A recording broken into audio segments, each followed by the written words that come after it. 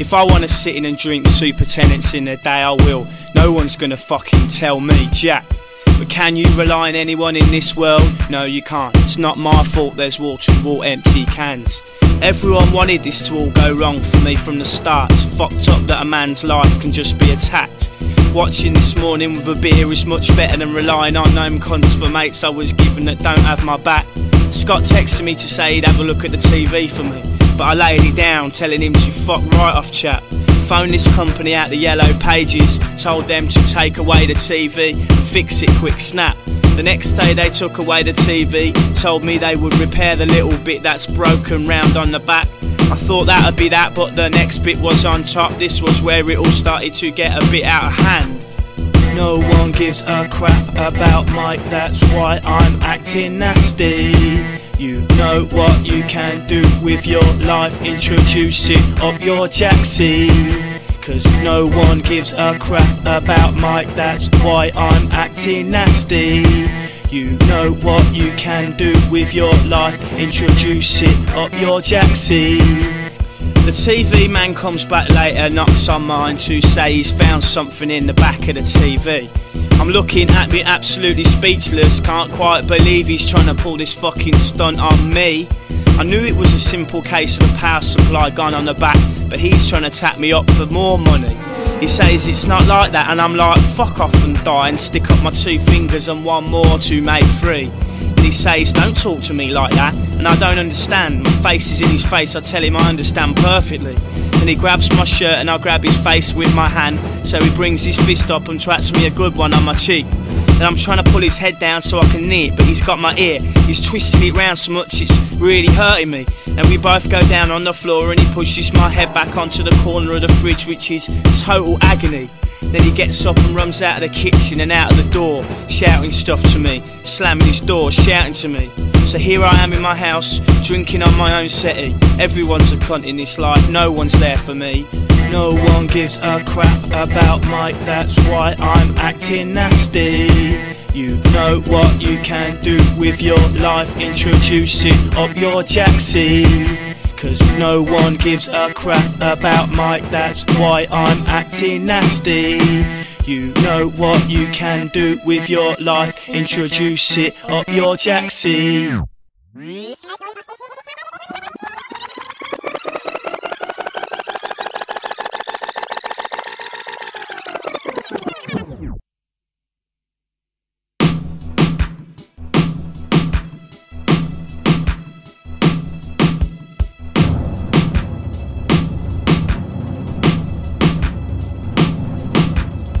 If I wanna sit in and drink super tenants in the day, I will. No one's gonna fucking tell me jack. But can you rely on anyone in this world? No, you can't. It's all my fault there's wall to wall empty cans. I sat in the kitchen all fucked off, imagining over and over what they were all doing behind my back. Dodgy things going on, actions I regretted. A stained bottle with a pipe and tin foil on the mat. Scott texted me to say he'd have a look at the TV for me, and I felt like just telling him to fuck right off, chap.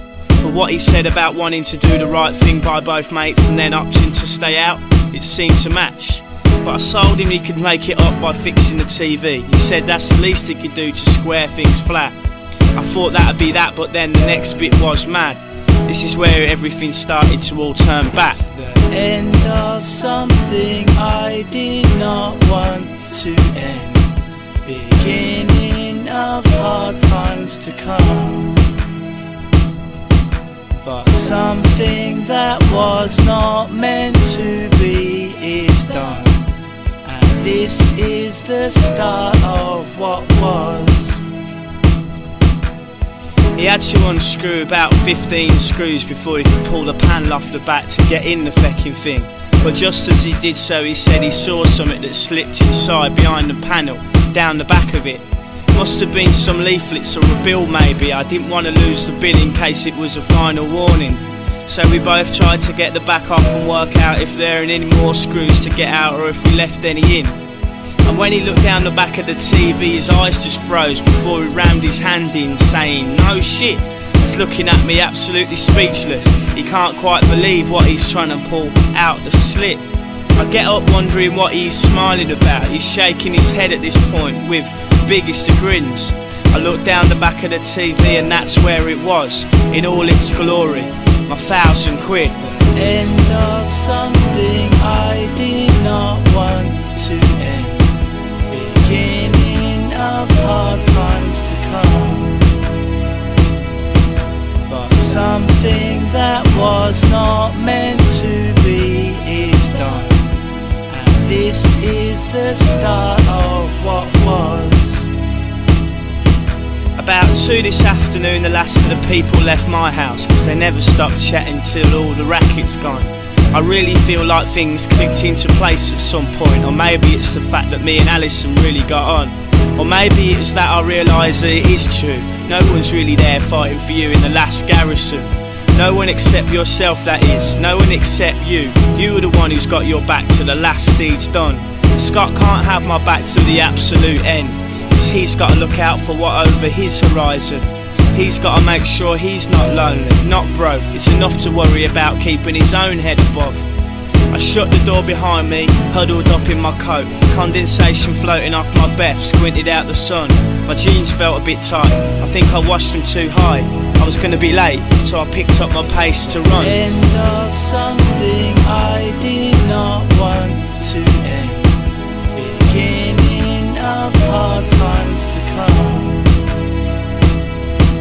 But something that was not meant to be is done. And this is the start of what was. It's the end of something I did not want to end. Beginning of hard times to come. But something that was not meant to be is done. And this is the start of what was. It's the end of something I did not want to end. Beginning of hard times to come. But something that was not meant to be is done. And this is the start of what was. It's the end of something I did not want to end. Beginning of hard times to come. But something that was not meant to be is done.